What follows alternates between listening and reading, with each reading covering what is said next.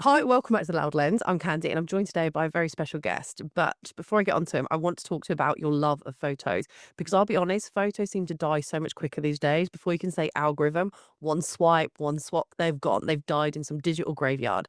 But that's not for all photography and not all photographers. This is why I've brought on an award winning, incredible guy who's actually, should we say, BIPP qualified, a big dog in the photography world when it comes to who I'm hanging around with, Matt Curtis, who creates portraits that actually matter. So think back when you're going to be old and decrepit, your grandchildren aren't going to be fighting over your iCloud backup email to try and get in there. He's creating legacy images. So I thought what a great opportunity to ask him to talk to us about exactly what that means in a world where everything seems to be gone in 2 seconds.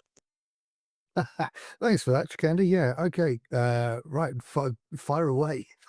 Well, more importantly, who are you? Because I know who you are, and I've just told Right, you. well, like you said, I mean, I'm Matt Curtis. I'm just I'm just a guy, you know. I'm a portrait photographer, wedding photographer. In fact, I tend to introduce myself at most network meetings as the guy who's most likely NRA and I'll shoot anything, you know. So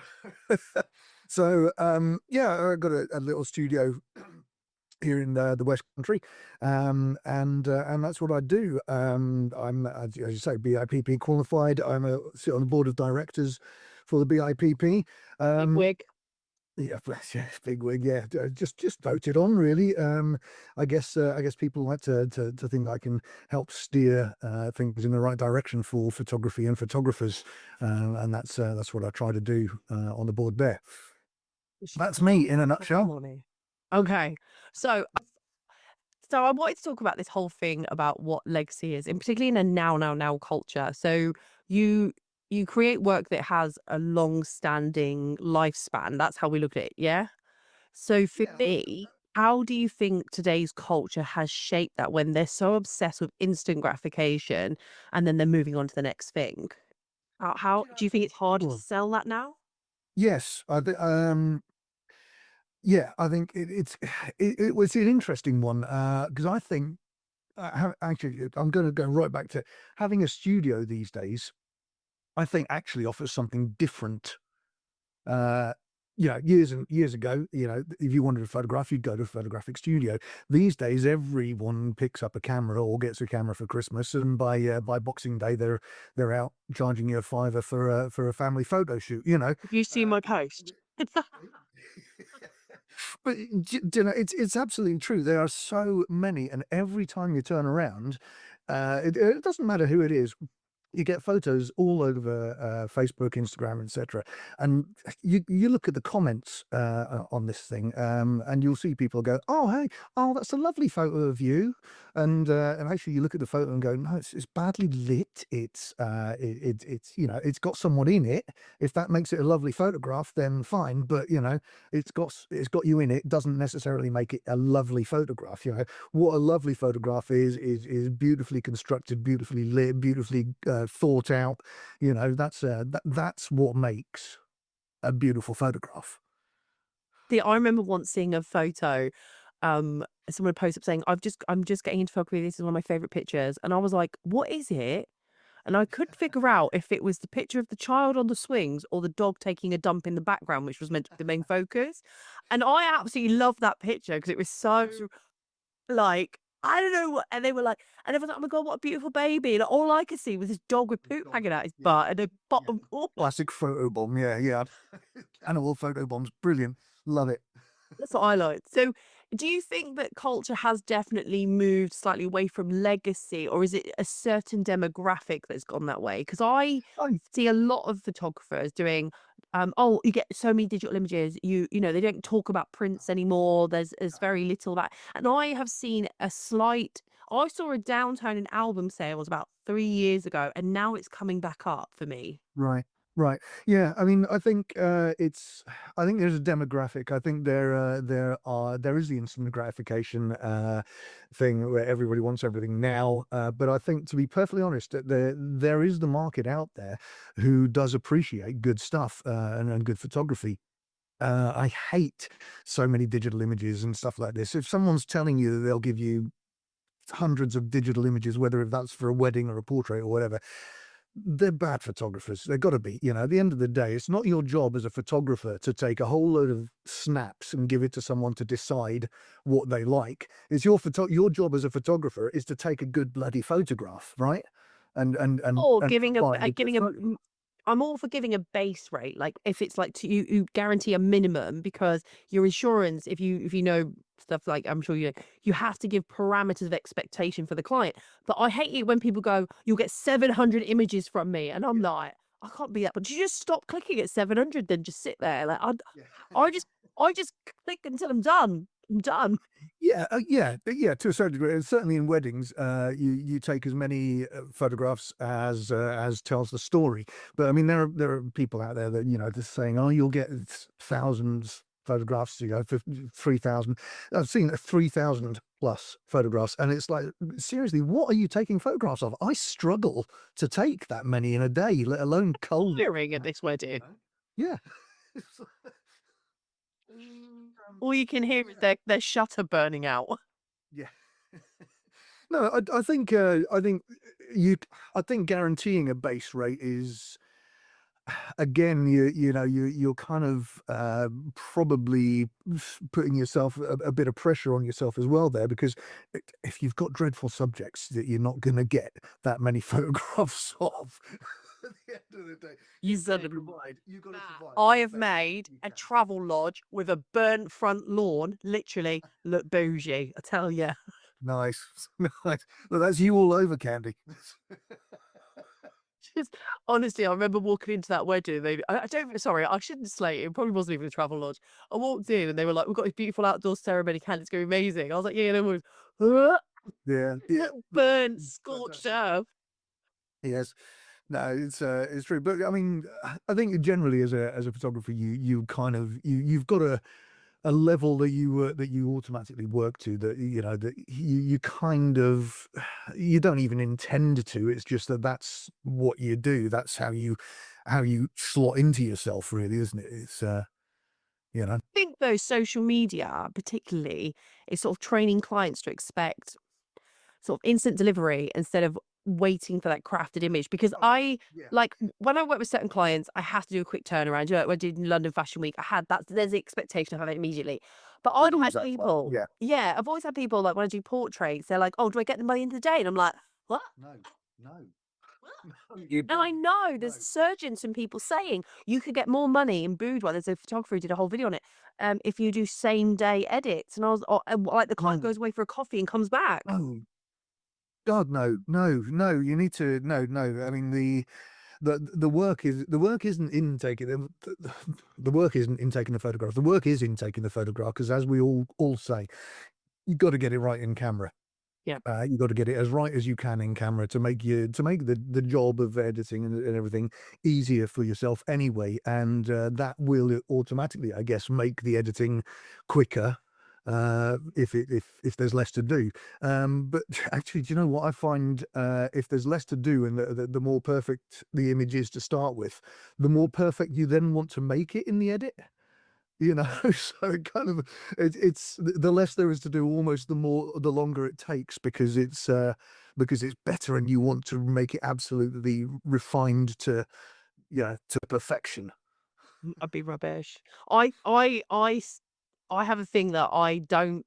So I'm waffling now, but I was always told that if you rush the image out, it implies it's not as good quality. And I kind of have that thing where I'll be going like, okay, it'll take X amount of days for you to get your final, to come and see the proof, come in and see Mm, me. We'll see the images. It's not just finished as soon as the shoot's done. I like them coming back, looking at their images. I kind of like the idea it's a little bit of a drawn out process, so then they yeah, can see the value in it.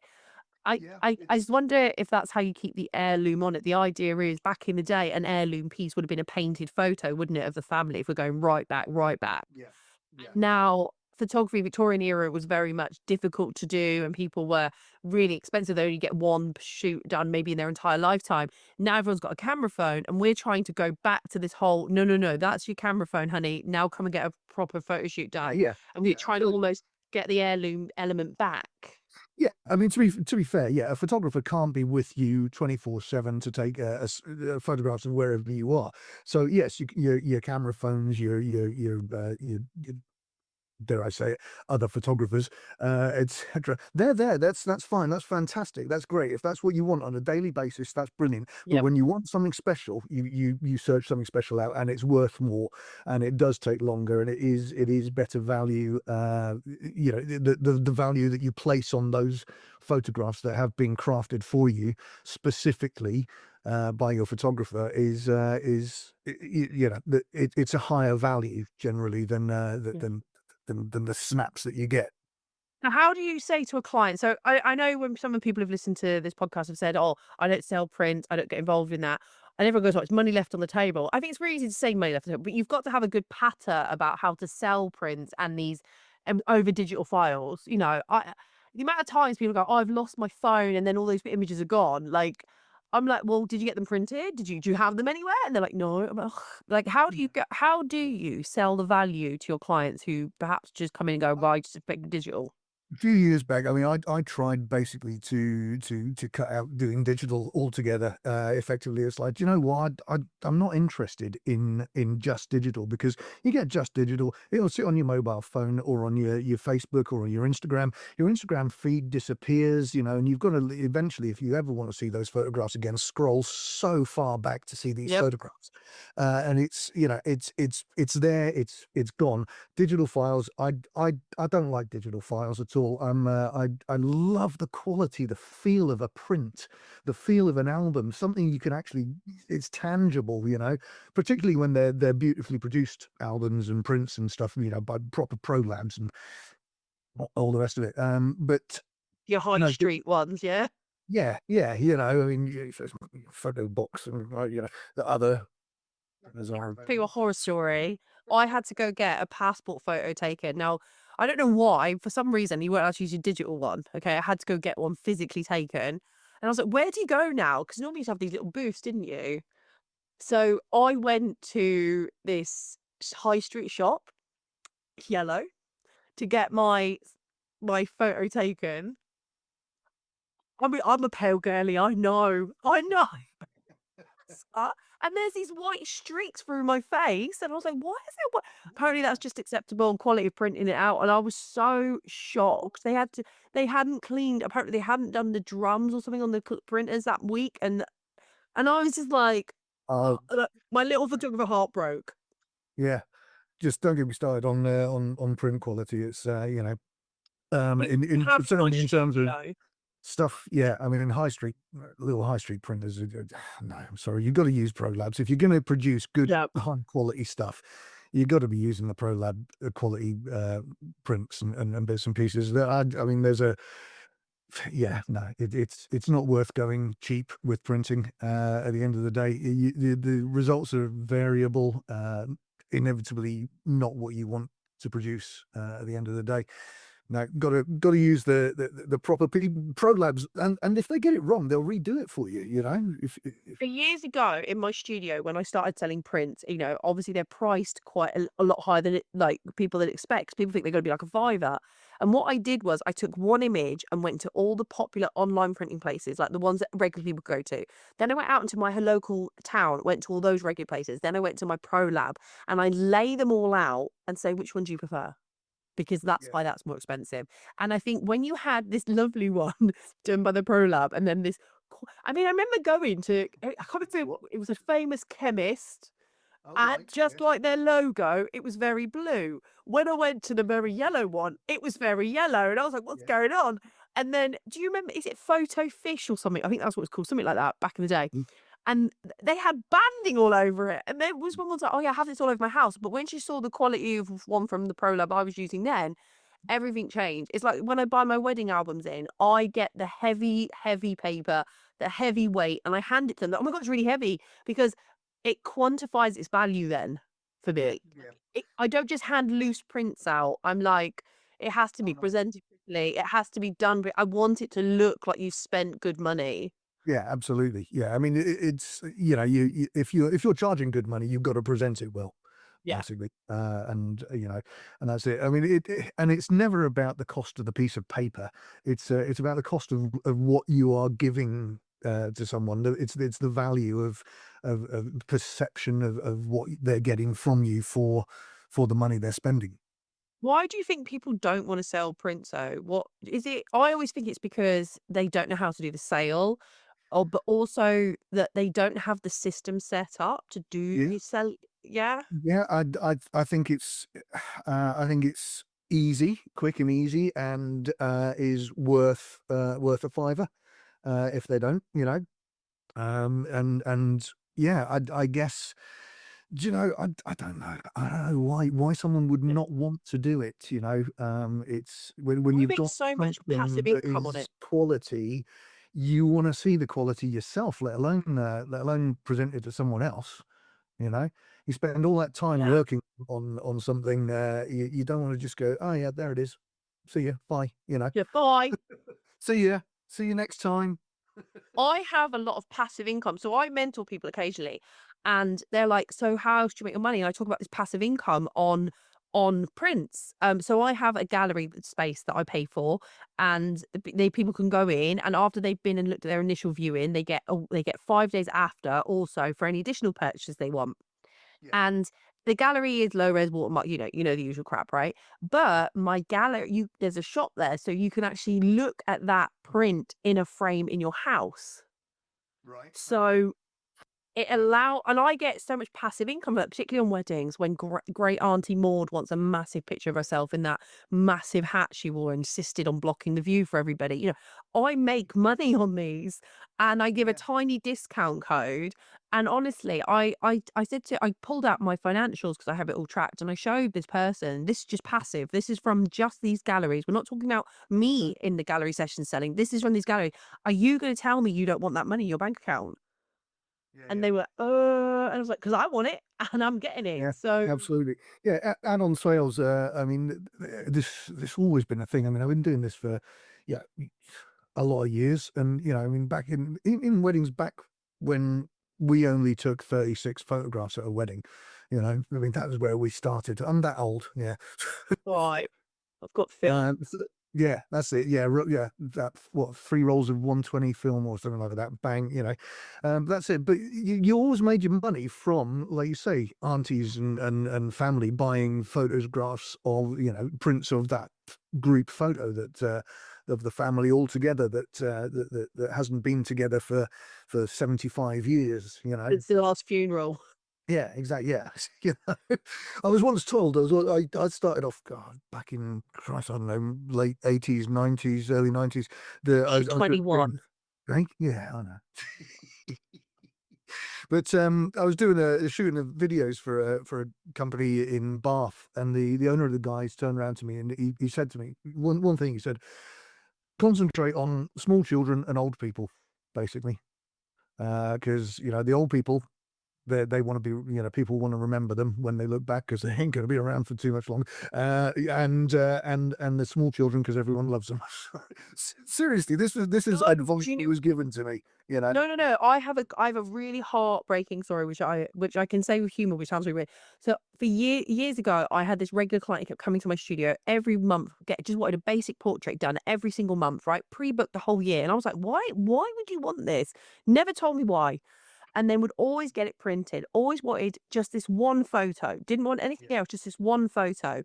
And I was like, okay. And I was surprised. And then one of the days he didn't show up. And I sent him a message, said, "Hey, you're like clockwork, you're not here."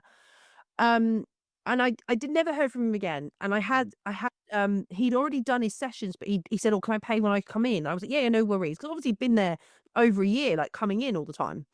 And I happened to be at a wedding that following weekend and I was at the wedding, this young, like, man and girl were looking at me, and the woman came over, the young woman came over, and she said, "You know my dad?" And I said, "Do I?" And she showed me a picture I'd taken, and I was like, "Oh my god, I know your dad." And she went, "Yeah, my dad was coming to you to get all of his last photos taken." And I was like, "What?" Her dad had terminal cancer and was Right. coming to get photos of me because he was writing letters to his children using my photos. Man. And the last photo I took of him was on his coffin and is in their house, and I was like, Like, one, he didn't look sick, okay? Two, Yeah, he yeah, never yeah. mentioned this. And I was at a wedding and I was expecting to be happy and chirpy after this news, right? Yeah, I was devastated. But Yeah. she said those pictures meant so much to her and their family. Absolutely, they do. And it's like the old adage, where what value do you place on photographs and pictures when they're all you've got left? You know? Yeah. So it's yeah, that's where the value, real value of good photography comes in. Or, and to be fair, any photography of people who haven't got anymore. But if you've got something that is precious, that that is well done and is a beautiful piece that you're happy to have passed down, then that is the value of photography. At the end of the day, I remember going back to your point here. My dad died years back now, 20 odd years ago. I was working in a studio down the other end of town here, and it it was funny. The guy turned around to me, the owner of the studio turned around to me at the time. I was like, okay, so like, we will encourage people to come in and get their portraits done and stuff like this. And it kind of this advertising. What do you think? What do you think of like, maybe come and get your photographs of your grandparents before it's your parents and grandparents before it's too late. And at the point, at this point, I'm just like, thanks. That's sensitive, But yeah, I look back, I laugh on that now. It's like, yeah, you develop a black sense of humor sometimes. It's, Pictures. I spoke about this on another podcast episode. When I first arrived in Northampton, I went for a walk. I came out of this shopping centre and there was a missing child's poster up on the but what is now the bank. And I walked up and I was so shocked. One, I always check them because it's a little kid. I feel like, I'm new in town. There's something there's something I always think you should check those pictures. Anyway, I walked up and I didn't mean to laugh, but I snickered because this picture of this child, I don't know, I think they said she was 16 in the thing. I can't remember too much now. But it was the Snapchat filter with the golden butterflies around the head they'd used as her missing picture. And I go, look, I'm not laughing about a child being missing. no. 100%. I'm not that cold dead inside. But it was the fact that's your picture. So that day, I went straight home and put an advert out. I said, free photo of your child in the event they go missing, because statistically, this is how many kids go missing. And Yeah, I yeah. said, are your kids going to hate it? There's no retouch as is, because who's looking for a golden butterfly kid? And I was inundated with parents literally dragging their children. These very grumpy teenagers were like, Mum, get in if you go missing.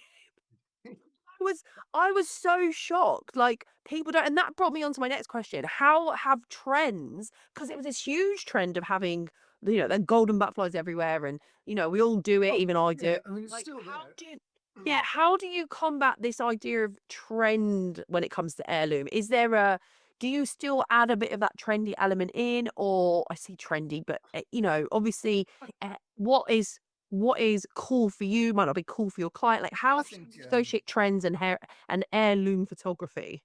I think it's. I mean, yeah. I think trends come and go as styles come and go. I mean, I remember, back in the '90s, everything was very white background only, and everything was exactly the same, and every photographer cottoned onto it, and every photographer did it, and every photographer still can do it.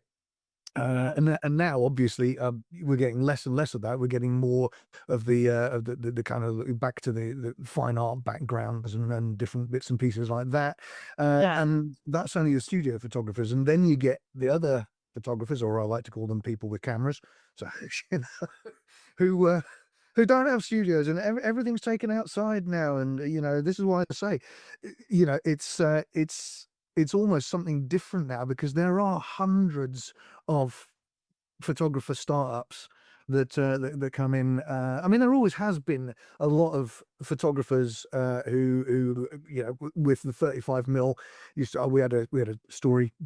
There was a guy, we did a wedding at the previous company that we were doing, and one of our customers, because we did all the printing and stuff as well, was a very keen photographer. He wasn't a photographer; he was a keen amateur photographer, and he liked it, because he had a good job, he had a good camera as well, and stuff like that. So he was a guest at one of these weddings. Uh, Photographer was there.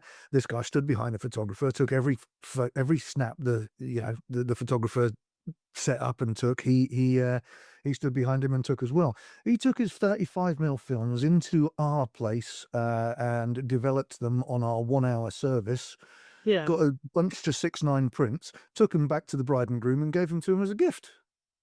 It's like, great, brilliant, thanks for that, you know? And, so yeah, there's nothing we can do about that. That's been and gone now, but that's absolutely cut out any value, that we had with that. But, yeah, what are we talking about anyway? Trends? I like it when you're on a rant, so I'll let you go. But I will No, just say I did a wedding 2 weeks ago. And a guy showed up with a Leica. He was a +1 who wasn't even expected to be at the wedding. And I'm allowed to say this 'cause I asked the bride and groom about this. He was not expected to be at the wedding, nor was he invited to the wedding. He showed up with Leica and tried muscling in on me. And he's like, "But I've got a Leica." So I whipped out my Leica and watched his face fall. And I went, "Is mine bigger than yours?" But because he was like, "I've got a Leica." And I went, "So what? You can have a potato. If you don't know how to use it, it's still a freaking potato, isn't it?"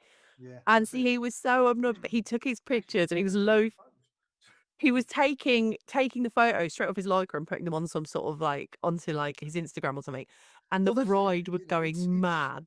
it's so instant now, isn't it? You know, it is Bride was going mad, you can, yeah, mad. really, Yeah, really. she said it was a Obviously, no. She didn't want anyone to, the one where you don't share your images oh, until they've yeah, shared them, but yeah. also So what was this guy doing then? he was just trying to be Tommy Two Shits, but he's amazing. And I was happy to help him because he struggled a little bit because I think I don't know how long he'd had the camera, but he was struggling a little bit with it. And he said, "Oh, how do I zoom in?" And I went, "It's a Leica. It's a prime lens on a Leica. Why have you bought this and not understood?" How do I zoom in? Run. And then he asked if he could borrow my lens because his wasn't doing it right. And I went, "It's a Nikon and that's a lot. I don't, dude." Yeah, yeah, 'Cause my Leica's a film one, so I was shooting 35 on film on my Leica, so my Leica was a film one. But, yeah, he couldn't understand, and I was like, "Bless, oh, bless." But have trends go back to trends quickly. How Oh, are God. trends affecting us? How are trends affecting us? I don't know. I don't think they do. I mean, my style, as I say, well, I've been through the white background stuff. We've been through, you know, I mean, we've been through the old masters backgrounds and different bits and pieces. And I think the people who want the photographs, for longevity and want the value and want the quality and stuff like that, they'll come to you anyway. Let Yeah. alone let alone what you're doing. You know, they will come to you because they understand the quality and that's what they want. Um, Trends, I think, are just there for the £5 snappers. You know, I mean, at the end of the day, that you know, what is it? It's a fad. It's something that comes and Yeah. goes. And do you know what? Most of the photographers that will do that sort of stuff will probably come and go as well. I've always said that, you know, like I said, there's always been photographers. That's what we're talking about since the 35 days Yeah. who will come on and they'll start up and they'll go, oh, I'll be a photographer because that's easy, you know. All you got to do is take a photograph. Hey, oh, easy money, you know. And they'll come in and they'll realise that actually to be a business, to be a successful photography business, is a lot more to it than that. And that photographer will disappear and go and get another job again, and then another photographer will come in. So the photographer's always there, but the face changes. You know, is my way I of think a good photographer will balance the trends for the immediacy of the client that wants them, but also make sure they get the heirloom fine art element in there as well. I always do yeah. my portrait sessions in the studio. Let's get the crazy ideas out now, and then let's do the more traditional to relax you as the session finishes. And I can guarantee they might buy some of the crazy ones, but the big prints Okay. they buy are of the more traditional fine art element. It Interesting. depends who I my tend client is, to but yeah. yeah, Yeah, I it's mean, interesting. I tend to work the other way around. I tend to go, okay, look, you've come for this stuff. Let's do this. Let's get you started nice and easily, ease you into this, nice and gentle. You know, you will get the photographs you want. You know, that are going to be, and then we'll have a bit more fun, and we'll get, you know, we'll do some other stuff. it's great to do the creative stuff, and whatever, but at the end of the day, I suppose, particularly families and the older generation of families, they're not gonna necessarily want the really creative, wacky stuff, and, so you've gotta get what the client wants first, Yeah. out of the way, and then you've got the opportunity, if they want to go on and be a bit more creative, and that's across the board. That's with family stuff, that's with boudoir stuff, that's with, absolutely any of the genres. You've gotta get the photographs that are gonna sell, and then you've got the license to be more creative after that. Okay. You know? Okay, I've got the big one to finish on then, Matt, because Mm. this I think I sent you this one ahead of time, so you get a little bit of a think on it. So, why does legacy photography matter in 2025, 2026? And how can the next generation of photographers maybe rethink how are they going to be, are they content creators creating for just people online and that's what they're doing? Or are they becoming storytellers or people and storytellers of people who exist? Like, how you're starting their heirloom. Like, tell me how has it got a place in 2025? Because I would hope it does. Yeah, I absolutely think it does. I mean, we've got a thing going on at the moment with content creators at weddings, and things like this, which is, fine if you think you're important enough to for people to really be that interested in your social media, that you need a content creator, that's that, oh yeah, I must be on social, I must have this plastered everywhere on social media, then fine, but that will disappear. I mean, you look back now, do you remember Friends Reunited? Where's that? Where is it? Oh my god. Yeah, it's I never went disappeared. on It's that. absolutely disappeared. So yes, there is absolutely a need for all the legacy stuff and all the heirloom stuff, because it's there, and it's there for longevity. And you will find that everything on the internet will disappear. In fact, I think it's all folding in on itself at the moment anyway. All this Yeah. Facebook and everything. It's becoming a platform for nothing more than sordid adverts every now and then. It's just absolutely. I look at it like I mean, we talk about doom scrolling. That's all you do now. You flick it on and you just go, "What am I looking at? What am I looking at?" I don't, and you just Very get same. drawn I was in. gonna say I feel very same because this morning I joined Lemonade. I don't know if you've heard about it. Stay off I've it. I've I've seen the name. What is it? I don't know. I spent 20 minutes looking at someone making latte art. I don't know. Okay, why would you ask me to be? I'm dressed like an abstract painting today. Why would you? Like, I woke up and Oh went, yeah, I'm not rough you're enough feeling. Let's work. I know yeah. about where can they find There's you? there's always Something. something Oh, on where's it TikTok. on? Well, I am. No, I'm not on TikTok actually. Or did I sign? I did sign up for it and looked at it and thought, I haven't got a clue what I'm. Wait, there is. I will send you a link to a guy who's doing really well on like heirloom portraits on TikTok. I think you'll enjoy Okay. him. I will find him and send you, and I'll put the links in the things bottom. I love him. Fair play, fair play. Lovely. Right. But I am on Facebook. I am on Instagram. I do very little on there because, I mean, particularly on Instagram. I mean, everybody had to sign up for Instagram, and eventually I did, and I put photographs on there, and we get some likes, and that's about it. I mean, you just think Yeah. to yourself, okay, well, that's a bit pointless, isn't it? Because and it's not localized at all. So you're getting people from Americas and everywhere just liking your stuff, and you think, okay, well, thanks for that, but you're never going to actually come to me, are you? So yeah, a bit pointless on that. And I'm on Google, advertise on Google, advertise on Facebook. I've got my own website, mattcurtisphotography.com. Um, at the moment, it looks bloody awful. I've got to update that You're website. selling yourself very well, Matt. No, I know. Hey, Okay. I do what I Let me do, be right? positive. You can see that muggins on the 21st of November at the BIPP Photo Bash. I'll be here looking less like a Jackson Pollock painting. Well, you're That'll not be there. not wearing pink again, are you, Khandie? Oh, I don't know. I might just look. I mean, I've got fluorescent orange hair. Maybe I'll do something weird with that. Orange, yeah, orange works. Yeah, Oh, I've seen you in an orange suit before now. don't judge me. I mean, you can. It's fine. I'm used to it. I'm not. No, I love that. This is I wouldn't miss your outfit choices for the world. well, you can't. I'm that neon glowing. Heat-seeking missile can find me without much guidance required. This has been the Loud Lens. That's been Matt Curtis. I've been Khandie, still sick. Don't forget to like, subscribe, and all that bollocks they say when bougie and have got actual decent following. I'll see you all in the next one. Yeah, Bye. everything.